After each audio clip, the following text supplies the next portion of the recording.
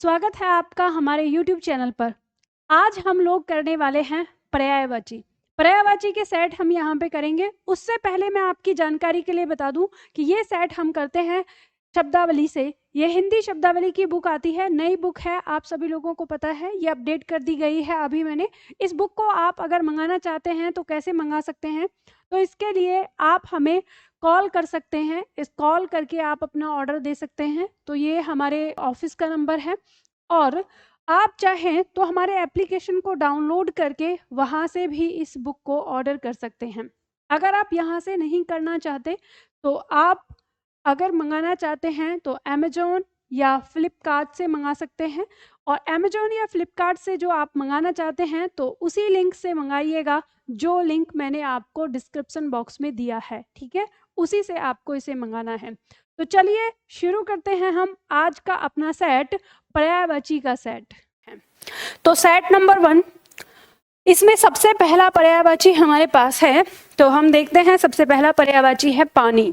अब पानी का पर्यायवाची हम यहाँ पर देखेंगे तो देखो यहाँ पे शब्द दिया हुआ है अंबु, जल, नीर, पयो, वारी, तोय, अप, पात, अम्ब, आब, उदक, जीवन, सलिल, पय। देखो ध्यान देना, पय और पयो, ये जो पयो शब्द है ये भी आपका आता है, ठीक है, और पया भी आ जाता है, ठीक है। पेय, अमृत, मेघ पुष्प, क्षीर, सारंग। अब ये पानी का पर्यायवाची सारंग भी हो गया। तो यहाँ पे इतने सारे जो शब्द हैं ये क्या हैं, ये पानी के पर्यायवाची हैं। अब आप देखेंगे जैसे मेघ पुष्प है, मेघ पुष्प का मतलब क्या है, मेघ माने बादल, बादलों से बरसने वाले पुष्प, यानी जब पानी नीचे गिरता है बूंद के रूप में तो क्या है, पानी तो नीचे गिर रहा है ना, तो इसलिए उसको मेघ पुष्प भी कहा है। तो इस तरह से यानी पानी का ये सारे पर्यायवाची आ जाते हैं। तो अब आपको ये पर्यायवाची याद करने पड़ेंगे। अब क्योंकि ये शब्द जो पानी का बना हुआ है तो ये किसी मतलब ये अधिकतर यौगिक शब्द नहीं है, यह शब्द अपने आप से ही बने हैं। तो यौगिक शब्द नहीं है तो आप इनको तोड़ नहीं सकते और तोड़ के याद नहीं कर सकते। आप फिर क्या करोगे, तो आप इनको बस रट के ही याद करोगे जैसे दिया हुआ है, ठीक है। तो हम इस तरह से याद करते हैं, लेकिन हम पानी के पर्यायवाची की मदद से हम बाकी पर्यायवाची, कुछ पर्यायवाची याद कर सकते हैं। अब जैसे बादल का पर्यायवाची आ गया। अब हम बादल का पर्यायवाची बनाने के लिए क्या कर सकते हैं कि पानी के पर्यायवाची में अगर हम द या धर जोड़ दें तो हमें बादल का पर्यायवाची मिल जाता है। द या धर का अर्थ यहाँ पे हम लेंगे को धारण करने वाला, जो पानी को धारण करने वाला है, मतलब जो अपने अंदर पानी को समाये रखता है, वो क्या है, बादल है। तो यहाँ पे हम देखते हैं जैसे अंबु हो गया हमारा पानी, और द तो धारण करना, तो अंबुद, फिर जलद, नीरद, पयोद। अब देखो जो ये पयोद आपका बना है शब्द, इसमें क्या है, ये आपका संधि से बना है। संधि क्या हुई है आपकी, इसमें संस्कृत की संधि हुई है। शब्द है आपका पय, ठीक है, और उसमें क्या जोड़ दिया है, द। अब यहाँ पे ये जो विसर्ग है ये द से मेल करता है, और इनके मेल से ये विसर्ग जो है किस में बदल जाता है, ये ओ में बदल जाता है। तो शब्द हमारा क्या हो गया, पयोद। अब अगर आपसे कोई पूछे कि पयोद शब्द में कौन सी संधि है, तो आपको यहाँ पे इसमें लिख लेना है कि पयोद शब्द में संधि हुई है हमारी विसर्ग संधि, ठीक है। तो ये हमारा शब्द उस तरह से बना है। अब इसी तरह से आगे शब्द आता है वारिद, तो वारी में द जोड़ दिया, वारिद, ठीक है। तोयद, तोयद बादल का पर्यायवाची हो गया। अब देखो शब्द दिया है अब्द, तो अब्द फिर दिया है यहाँ पे। अब ये कैसे बना है, अब जो ये अब्द शब्द बना है आपका, इसे देख लो, पानी का पर्यायवाची था अप, ठीक है। अप के पर्यायवाची मतलब अप में हमने क्या जोड़ा, द, तो इस प का मेल किससे हो रहा है, द से। तो संधि यानी व्यंजन संधि का नियम कहता है प अगर तीसरे वर्ण से मेल करता है तो प अपने तीसरे में बदल जाएगा। इसका तीसरा क्या है, ब, और यहाँ पे आ गया ये द, और यहाँ आ गया अ, तो शब्द क्या बन गया, ये अब्द बन गया, ठीक है। इस तरह से ये बादल का पर्यायवाची हो गया, जो कि पानी में पानी के पर्यायवाची में हमने द जोड़ा और इस तरह से बना। तो आप इस तरह से अब जब आप अभ्यास कर लेंगे तो यहाँ पे आपको पर्यायवाची तो मिल ही रहा है, साथ ही साथ आपको ये भी पता चल रहा है कि इसमें कौन सी संधि लगी हुई है। अगर भविष्य में कभी ऐसा प्रश्न आपसे कर दिया कि इसमें कौन सी संधि है, तो फिर आपको बताना होगा, है ना, आसानी से बता सकते हैं। चलो, अब शब्द आता है आपका अंबुधर। अंबुधर यहाँ पे दिया है तो हम कहते हैं अंबु पानी है और धर मतलब धारण करना, तो पानी को धारण करने वाला अर्थात बादल हो गया। जलधर, जल को धारण करने वाला बादल। पयोधर, तो पयो यानी पानी को धारण करने वाला पयोधर बादल हो गया। वारीधर, ठीक है, वारीधर यानी वारी यानी पानी को धारण करने वाला, ठीक है। अच्छा, ये ध्यान रखिएगा, पयोधर में भी वही संधि आपकी लग जाएगी जो यहाँ पर लगी हुई है, ठीक है, वही हो जाएगा, व्यंजन विसर्ग संधि हो जाएगी यहाँ पर, ठीक है। फिर शब्द दिया है धाराधर, धारा को धारण करने वाला यानी पानी को धारण करने वाला। वारीवाह, वारीवाह यानी पानी से जो भरा हुआ है, ठीक है, तो बादल हो गया।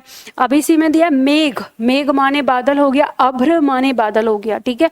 घन, बादल, सारंग। अब देखो, पानी को भी हमने सारंग कहा है और यहाँ पर बादल को भी सारंग कहा है। इससे आपको पता चल जाएगा कि सारंग शब्द के कितने कितने अर्थ होते हैं, ठीक है। फिर आ गया शब्द जीमूत, जीमूत माने बादल होता है। पर्जन्य, पर्जन्य माने बादल। और बलाहक, बलाहक का भी अर्थ हो गया बादल, ठीक है। तो हमें यहाँ पर ये पता चलता है, हम यहाँ धाराधर तक तो हम फिर भी इसे याद कर लेंगे पानी की मदद से, फिर आगे के जो शब्द हैं उन्हें हम आसानी से याद कर लेंगे, ठीक है। तो यहाँ पे जो मैंने आपको बताया है वो लिखा हुआ है कि पानी के पर्यायवाची में दर या धर जोड़ देने से बादल का पर्यायवाची बनाया जा सकता है, ठीक है। अब आगे बढ़ते हैं। अब इसी तरह से पानी के पर्यायवाची में अगर हम मतलब कमल का पर्यायवाची बनाने के लिए हम क्या करें, पानी के पर्यायवाची में अगर हमने ज जोड़ दिया तो ये हमारा कमल का पर्यायवाची बन जाएगा।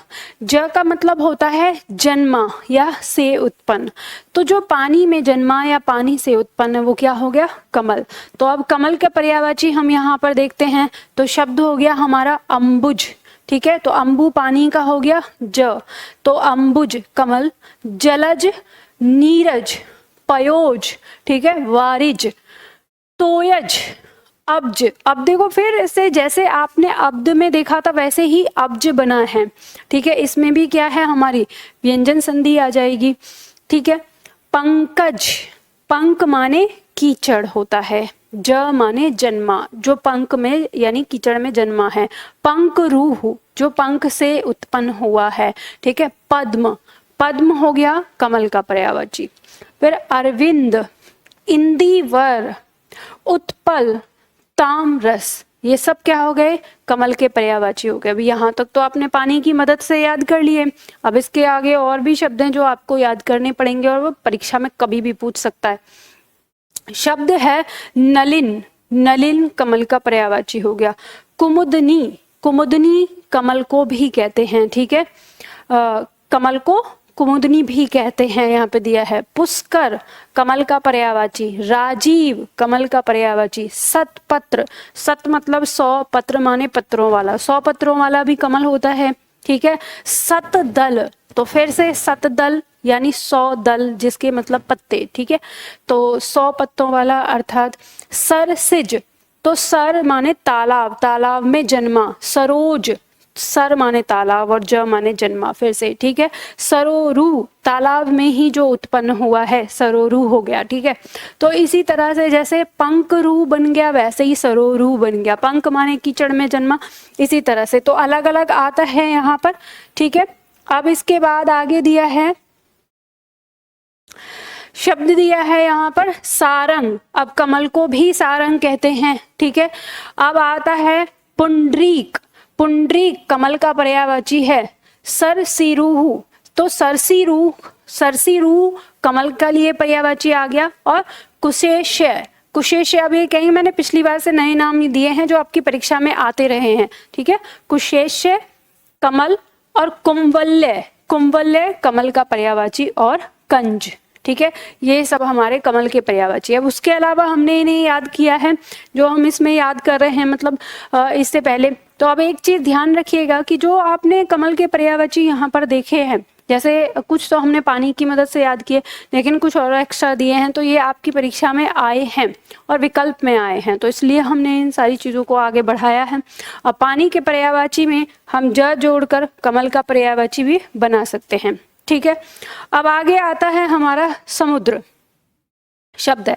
अब समुद्र का पर्यायवाची भी हम पानी की मदद से बना सकते हैं। तो शब्द है पानी। पानी में हम अगर धी या निधि जोड़ दें, ठीक है, पानी में अगर धी या निधि जोड़ दें तो समुद्र का पर्यायवाची बन जाता है। धी या निधि का मतलब है भंडार या का खजाना। तो जो पानी का भंडार है, पानी का खजाना है, तो वो समुद्र हो गया।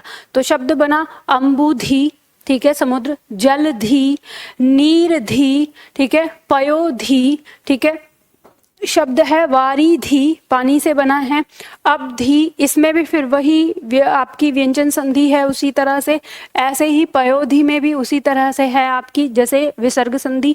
ठीक है, तोयधि, क्षीर निधि, जल निधि, पयो निधि, अर्णव्य, अर्णव्य जो दिया है यह भी जल का समुद्र का पर्यायवाची है। ठीक है, अर्णव, वारिस, वारिस क्या हो गया, शब्द है आपका वारी और इसमें बना है ईस, लिख लीजिएगा, नोट कर लीजिएगा। वारी यानी जो पानी का ईश्वर है, स्वामी है, तो वारिस ये क्या हो गया, समुद्र का पर्यायवाची हो गया। उसी तरह से वारीश्वर, तो फिर वारी यानी पानी में लगाकर बना है तो वारीश्वर बन गया। रत्नाकर, रत्नों को बनाने वाला। ठीक है, अकुपाद, अकुपाद समुद्र के लिए कहा गया है।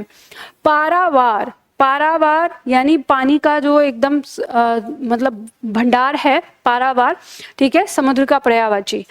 वरुणालय, जहाँ पे वरुण रहते हैं, इसमें संधि हो जाएगी, इसमें भी संधि है, ठीक है, दीर्घ संधि है। वारिस में भी दीर्घ संधि है, यहाँ पे भी दीर्घ संधि है। अभी रत्नाकर में संधि नहीं है, ये ध्यान रखिएगा, क्योंकि लोग बताते हैं, लोग तो बताते हैं आपको, ये कहते हैं ये चीज कि रत्नाकर शब्द में रत्न प्लस आकर है, आकर नहीं है। अरे रत्न प्लस आकर का मतलब क्या होता है, कर माने करने वाला होता है, रत्न माने रत्नों को करने वाला, रत्नों को बनाने वाला।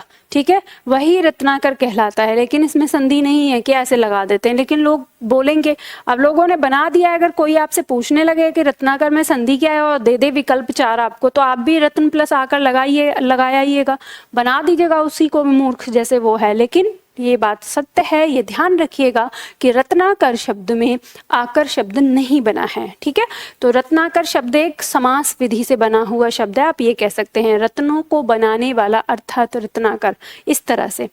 ठीक है, तो अब आता है जैसे शब्द है आपका वरुणालय, तो वरुण के रहने का स्थान वरुण प्लस आलय।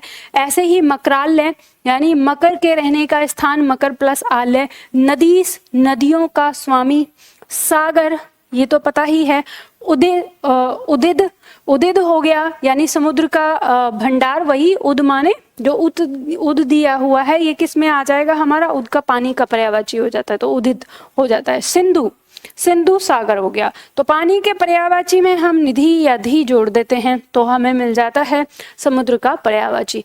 तो इस तरह से अभी जो हमने यहाँ पर देखा शब्दों में, तो पानी का, बादल का, कमल का और समुद्र का। ठीक है, तो इन चारों का पर्यायवाची हम इस तरह से याद कर सकते हैं। बात समझ में आ गई आपको? तो आज इसमें जो सेट नंबर 1 है हमारा, इसमें हमारा यही सेट है। तो आज हमने यही किया शब्दावली में।